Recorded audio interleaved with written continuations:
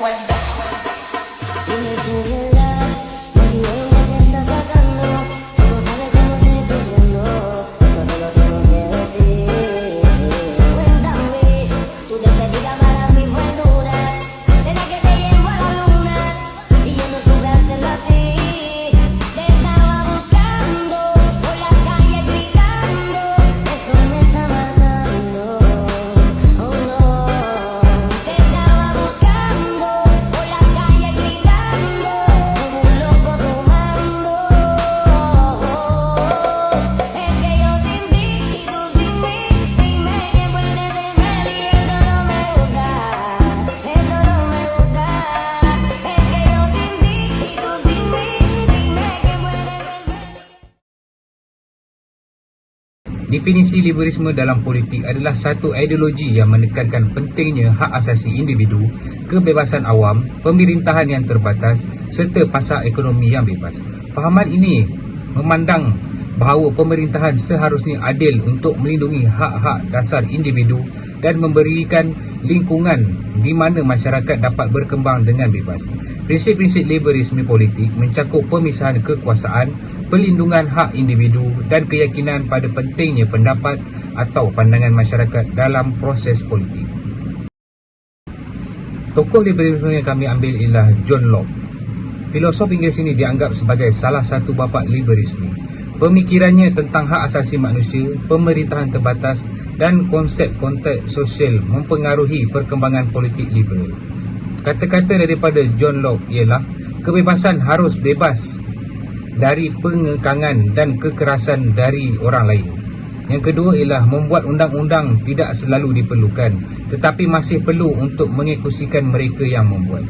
Yang ketiga ialah kesalahan tidak lebih baik untuk menjadi umum atau kebenaran lebih buruk kerana telah diabaikan. Seterusnya ialah pengaruh falsafah. Pengaruh falsafah liberalisme dalam politik mencakup penekanan pada hak asasi individu, kebebasan berpendapat dan pemerintahan yang demokrasi. Prinsip-prinsip ini dapat mempengaruhi kebijakan politik yang mendukung perlindungan hak-hak individu, pasar bebas dan partisipasi masyarakat dalam pengambilan keputusan politik. Namun, perdebatan terus berlanjut tentang sejauh mana implementasi liberalisme dapat mencapai tujuan-tujuan ini dengan efektif. Kumpulan yang terpengaruh.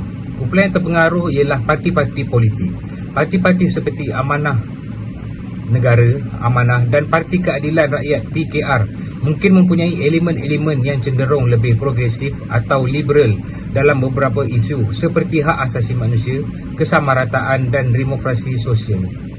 Yang kedua ialah penganut ideologi. Terdapat juga individu-individu, kumpulan aktivis dan NGO yang memperjuangkan hak asasi manusia, kebebasan bersuara dan keadilan sosial berdasarkan prinsip liberalisme. Yang ketiga ialah kumpulan masyarakat madani. Kumpulan masyarakat madani di Malaysia turut terlibat dalam menekankan kebebasan individu, hak asasi manusia dan isu-isu alam sekitar dalam konteks sosial dan politik di negara ini. Seterusnya ialah amalan dan ciri-ciri khas liberalisme dalam politik. Yang pertama ialah kebebasan individu. Pahaman ini menghargai kebebasan individu dalam berfikir, bersuara, beragama dan berusaha tanpa campur tangan berlebihan daripada pemerintah. Yang kedua ialah hak asasi manusia. Liberalisme menekankan perlindungan hak asasi manusia termasuk hak-hak hidup, kebebasan dari penyiksaan dan hak persamaan di depan hukum.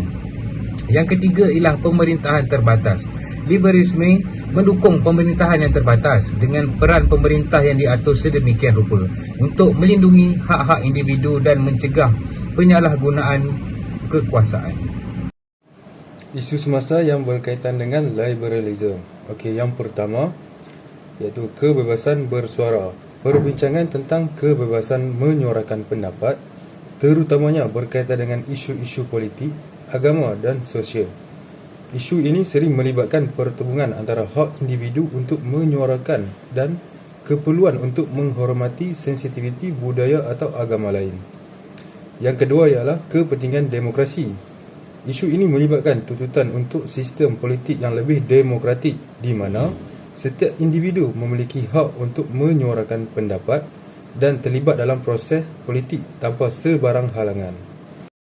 Terdapat 3 isu yang berkaitan dengan falsafah. Yang pertama ialah kebebasan individu, mempercayai hak asasi manusia, kebebasan berbicara ataupun bersuara.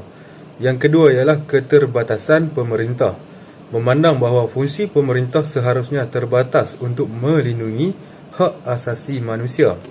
Yang ketiga ialah ekonomi pasar bebas, iaitu menekankan pada sistem ekonomi.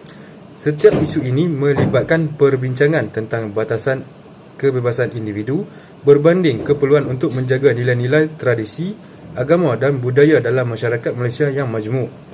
Keseimbangan antara hak individu dan keperluan masyarakat adalah satu cabaran dalam merangka dasar-dasar berkaitan dengan liberalisme politik di Malaysia.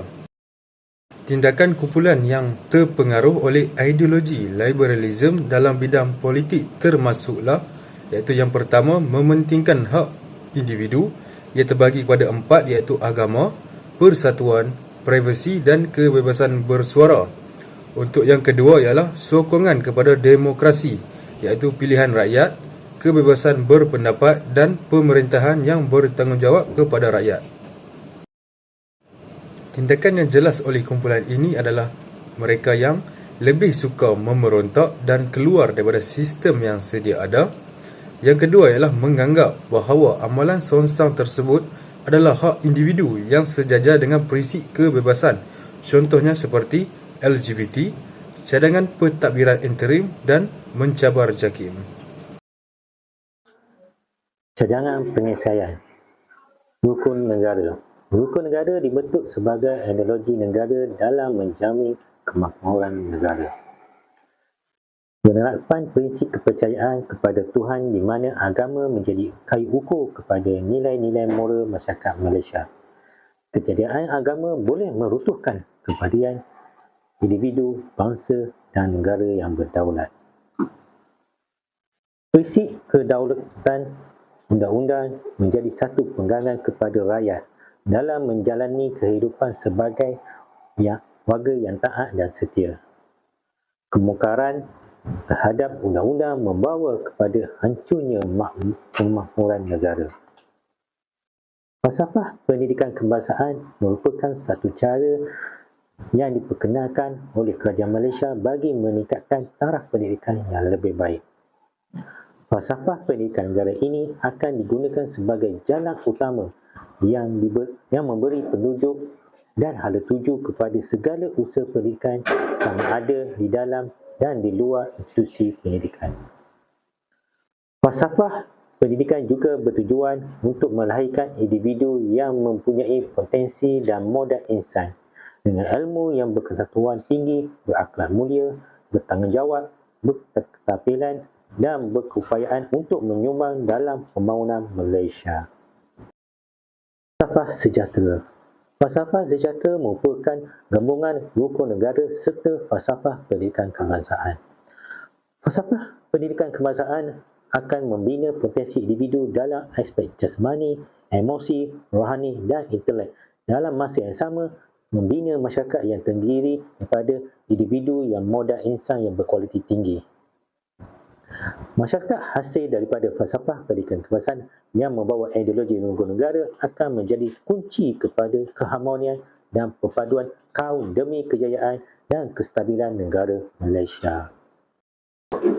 Kesan dalam konteks menentang liberalisme melalui falsafah rukun negara, kesan yang diharapkan termasuk memupuk nilai-nilai tradisional, mewujudkan masyarakat yang bersatu padu, saling menghormati dan amanah dalam melaksanakan tanggungjawab terhadap negara.